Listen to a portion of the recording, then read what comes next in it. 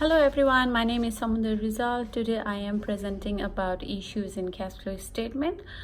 To begin with, I have part A and part B. Part A is basically about income statement and cash flow statement and why investors do find them useful. And part B is followed by evaluating cash flow statement for three companies. So to begin with, income statement is the most common financial statement which shows companies' total revenue and expenses over the period of time. Income statement is generally prepared monthly, quarterly, or yearly. In addition, income statement shows the various types of revenue earned by the firm, such as sales revenue, service revenue, dividend income, interest income, and so on. Also, it shows the various expenses such as cost of goods sold, operating expenses like selling, general and administrative expenses incurred by the firm. It also implies knowing the financial performance during the financial year. The main aim of income statement is to identify and evaluate profit and loss during the financial year. Further, the investors use this statement to know the financial performance of the company. It is used by the investors to know the profit and loss position of the company and hence tells us the sum of cash and non-cash profits. It is also used by the investors to understand the trends in company spending and earnings that ultimately guides them to make a proper decision. Similarly, it guides them to understand the earnings per share during the period. Likewise, it assists them to estimate the profitability of their investment through return on equity, as well as helps them in deciding the amount of dividend that should be paid to the stockholders at the end of the period. On the other hand, cash flow statement is an important part of financial statement issued by the firm, which gives details of cash and its movement during the year. It shows how the income was earned as well as expenses incurred to a business in the given reporting time. Cash flow statements are generally divided into three parts. So it's from operating activities, investing activities, and financing activities. Let's begin with operating activities. This analyzes the company's cash flow from net income or losses by reconciling the net income to the actual cash received by the company from operating activities, such as some of operating activities are salaries paid out to employees, cash paid to vendors or suppliers, dividend received, interest received, income tax paid, and interest paid. However, cash flow from all investing activities, which generally includes purchase of cash, purchase of sales of long-term assets such as property, plant, equipment, as well as government securities. In regards to financing activities, it includes all the financing activities such as cash raised by selling stocks and bonds or borrowings from bank. In addition, it enables investors to use the information about historic cash flow of a company to predict the future cash flows to make investment decisions. Further, it helps in recognizing whether cash is generated from the core operating activities or not, or also whether it is generated from operating current assets and liabilities. In addition, it enables in managing the financing activities of the firm and ensuring a smooth operation of the business. It also helps in understanding the debt management process and procedures of the firm. It also shows the investing and growth of any organization. Further, the shareholders and investors often tend to compare the cash flow statement of different companies as it assists them to reveal the quality of their earnings. Hence, both cash flow statement and income statement are integral part of a corporate balance sheet. A cash flow statement shows the accurate amount of company's cash inflows and outflows, whereas income statement depicts the company's revenues and total expenses, including non-cash accounting, such as depreciation. Now, if we compare and evaluate the cash flow statement of three companies, let's start. So regarding BHP Limited, the major source of cash is from sale of onshore investment of 15813 in 2019 and 2017, where they received dividend income and interest income. Similarly, the major cash flows from Santos Limited are the receipts from customers and drawdown borrowings in 2018-19. Further, the major cash flows for Fantastic Limited are the receipts from customers, share issue, and proceeds from borrowings in 2019-18. Likewise, for BHP Limited, cash flow from continuing operations are substantially negative in 2019, whereas it was slightly positive in 2017. If we see Santos Limited, cash flow from outsourcing operations is slightly negative and slightly positive in 2018 and 17. However, cash flow from continuing operation is slightly negative in 2019, whereas it is slightly positive in 2018-17 for Fantastic Limited.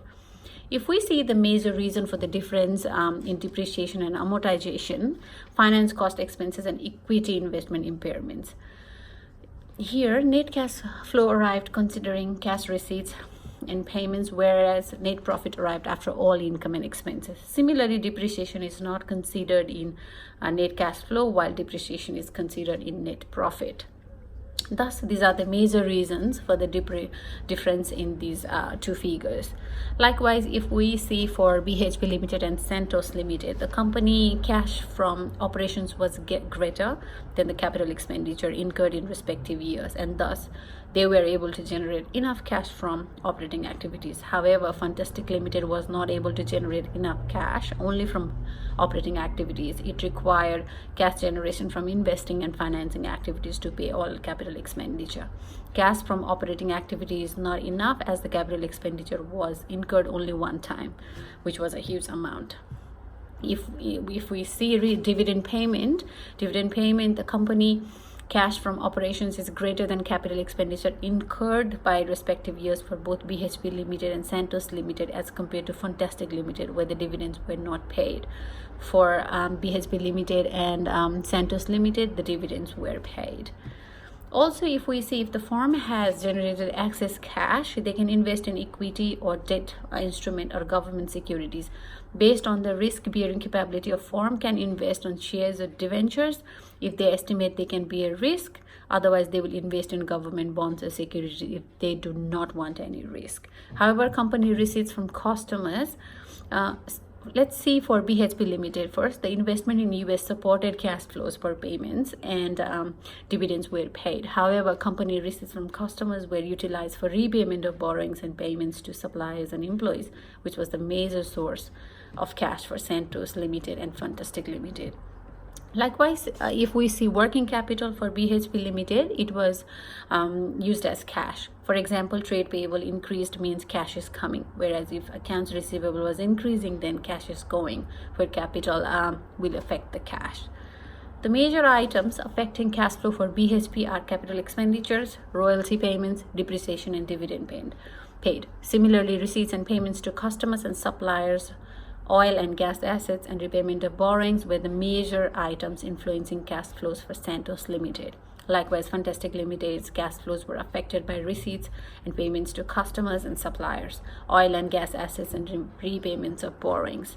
Likewise, if we see the trend of capital expenditure increase each year for BHP Limited, it was 3274, 5064, and 733 in 2017, 18, 19 respectively.